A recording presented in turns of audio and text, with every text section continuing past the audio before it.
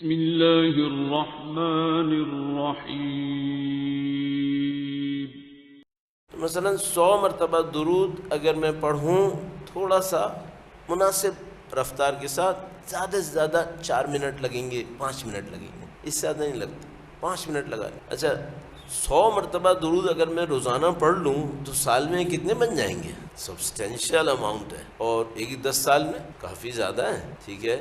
شاید اتنے بن جائیں کہ میں اللہ کے نبی سے کہوں کہ اے اللہ کے نبی میرا بھی کوئی تعلق ہے۔ اگر میں یہ حاصل کر پایا روزانہ 5 منٹ کے ایک عمل سے، گھاٹے کا سودا ہے؟ نہیں، گھاٹے کا نہیں۔ دن کا کوئی ایک وقت نکال لیں جس میں 4 منٹ 5 منٹ درود کو دیں۔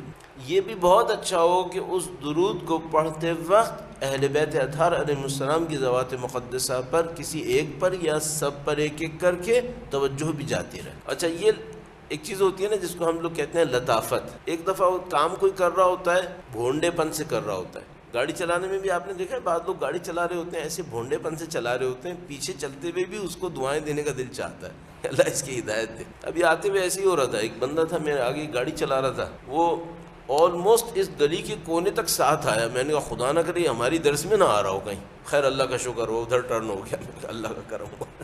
اتنے بونڈڈ طریقے سے گاڑی چلا رہا تھا۔ اب درود میں بھیجوں گا 100، معذرت کے ساتھ عرض کر رہا ہوں، اپنے لیے عرض کر رہا ہوں، بعض دن بہت بھونڈے طریقے سے بھیجوں گا، شروع کب ہوگا ختم کب ہوگا پتہ نہیں۔ کسی دن توفیق ملے گی اچھا بھی بھیج دوں گا۔ اس کو اگر بھونڈے پن کا کہتے ہیں تو اس کو کیا کہیں گے؟ اس کو کہیں گے ظرافت، ایک ظرافت کے ساتھ، نزاکت کے ساتھ۔ اچھا اس ظرافت اور نزاکت کے حصول کے لیے اچھا ہے کہ درود بھیجتے بھیجتے کچھ سوچتا رہے، صحیح۔ اب یہاں ایک ریاکاری کا بہت مضبوط چانس ہے کہ میں کر بیٹھوں، اور یہ بھی چانس ہے کہ میں 2 جملے سکھا بیٹھوں، دونوں چانس ہیں، تو میں رسک لے رہا ہوں۔ تو مثال کے طور پر کسی دن آپ دیکھیں گے آج بھونڈے پن کا دن ہے، تو تھوڑا نزاکت کے جملوں کو 2 جملے بڑھا دیں۔ تو مثلا اللہ کے نبی سے کہیں اللہ کے نبی آپ کا فقیر پھر آیا ہے، ہر روز آتا ہے، ایک دفعہ پھر آیا ہے، آپ کی مرضی رد کریں یا قبول کریں، بس شکل یا خوبصورت ہے آپ کا فقیر، چونکہ روزانہ آتا ہے، آپ کے گھر کا ماننے والا ہے۔ تھوڑے سے ظریفانہ جملے بڑھا دیں تاکہ تھوڑا سا دل میں ایک طبیعت میں نرمی آ جائے، احساس اپنائیت رسول خدا سے بڑھنے لگے۔ کسی دن سید الشہداء کا واسطہ دے دیں، کسی دن بی بی کی ذات مقدسہ کا واسطہ دے دیں، کچھ ایسا ہو کہ تعلق بڑھ جائے، کیونکہ یہ درود صرف ظاہر لقلقائی زبان نہیں ہونا چاہیے کہ صرف زبان ہل رہی ہے، بلکہ ہم چاہتے ہیں کہ اس کے پیچھے کچھ رابطہ نصیب ہو جائے۔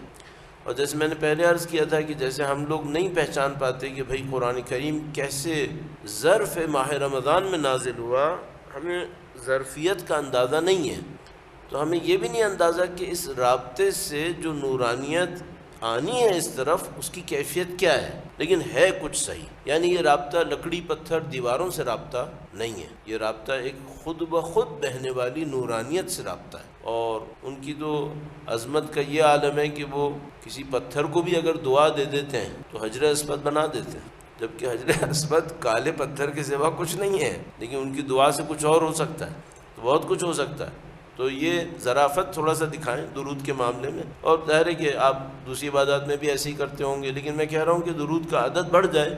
تو آج میں دیکھ رہا تھا کسی عارف سے کسی شاگرد نے پوچھا بہت ڈرتے ڈرتے کہ مجھے کیا کرنا چاہیے، تو بقول ان کے کہ مجھے ڈر تھا کہ مجھے جا کر کہیں گے کہ انسان بنو پھر بعد میں میرے پاس آنا، تو کہنے کہ انہوں نے سر اٹھا کر مجھ سے کہا کہ 400 مرتبہ روزانہ استغفار کرو، اور 140 مرتبہ روزانہ درود چہاردہ معصومین کی ذات کو بھیجنا مت بھولو۔ اللہم صلی علی محمد آل محمد عجل فرج۔ اگر صبح آپ 100 مرتبہ، شام رات جب بھی، اور باقی نمازوں کے اذکار میں اس کو شامل کر لیں تو 140 تو ہو ہی جائے گا انشاءاللہ، اور وہ ہر روز آپ در اہل بیت پر بھیجتے رہیں تو انشاءاللہ میری اور آپ کی ذات کا ان کی نورانیت سے کوئی رابطہ جڑ جائے گا۔ اور میں نے عرض کیا کہ یہ رابطہ پتھروں اور دیواروں کا رابطہ نہیں ہے، نہ یہ رابطہ لکڑیوں اور رسیوں کا رابطہ ہے، جس سے مرتبط ہونے کی کوشش کر رہے ہیں وہ بھی غیر معمولی ہے، اور یہ رابطہ درود بھی خود غیر معمولی ہے، سب میں نورانیت ہے۔